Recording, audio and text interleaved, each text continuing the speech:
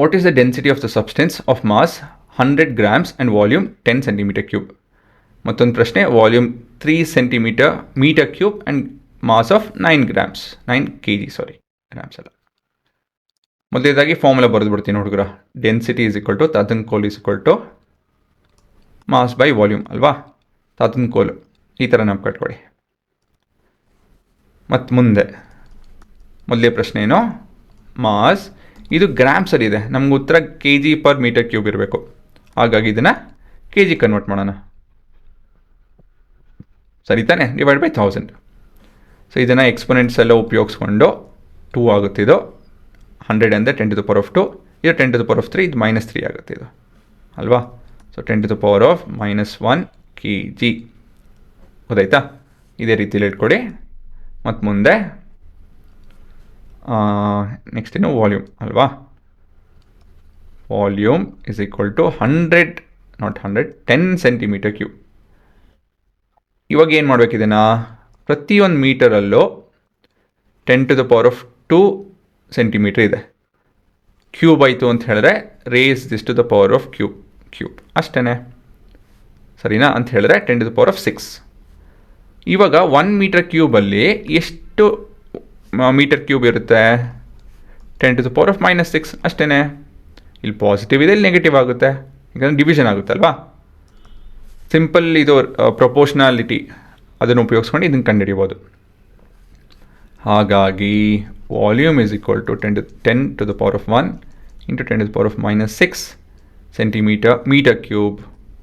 So this is nothing but 10⁻⁻5 m³. ಸರಿನಾ ಅಲ್ವಾ? ಅಷ್ಟೇ. ಇವಾಗ ಏನಿದ್ರು ಫಾರ್ಮುಲಾ ಸಬ್ಸ್ಟಿಟ್ಯೂಟ್ ಮಾಡಿ.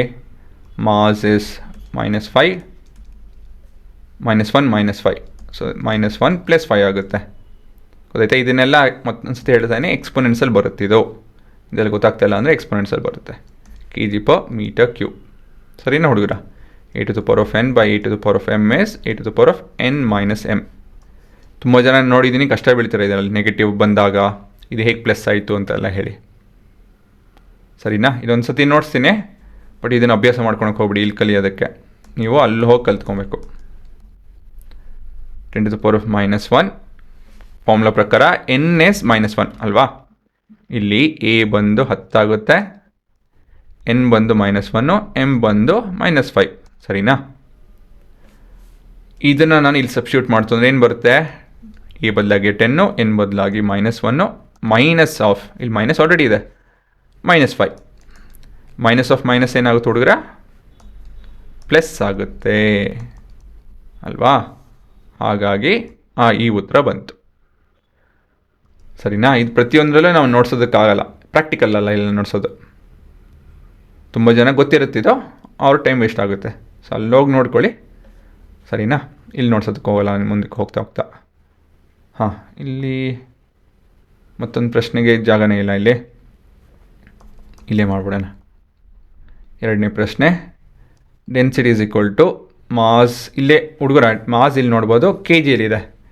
9 kg/3 m³. ಇಲ್ಲೆಲ್ಲ ಯೂನಿಟ್ ಸರಿ ಇದೆ. So 3 kg/m³. ಸಿಂಪಲ್. ಗೊತ್ತಾಯ್ತಾ? ಸೊ ಇವಾಗ ನೀವೇ ಪಾಸ್ ಮಾಡಿಕೊಂಡು ಇವೆಲ್ಲ ಮಾಡಿ. ಎರಡನೇ ಪ್ರಶ್ನೆಯಲ್ಲಿ ಅಷ್ಟೊಂದೇನು ತಲೆ ಕೆಡಿಸ್ಕೊಳೋಂತಿಲ್ಲ, ಯಾಕಂದರೆ ಇಟ್ಸ್ ಇನ್ kg/m³, ಹಾಗಾಗಿ ಅದನ್ನೇ ಮಾಡ್ಬೋದು. ಸರಿನಾ? ಸೊ ಇಲ್ಲಿ ಕಂಪೇರ್ ಮಾಡ್ತು ಅಂದರೆ ಏನು ನೋಡಿ, ಇದು ತುಂಬ ದೊಡ್ಡ ಡೆನ್ಸಿಟಿ ಇದೆ, ಇದು ಪುಟ್ಟು ಡೆನ್ಸಿಟಿ ಇದೆ.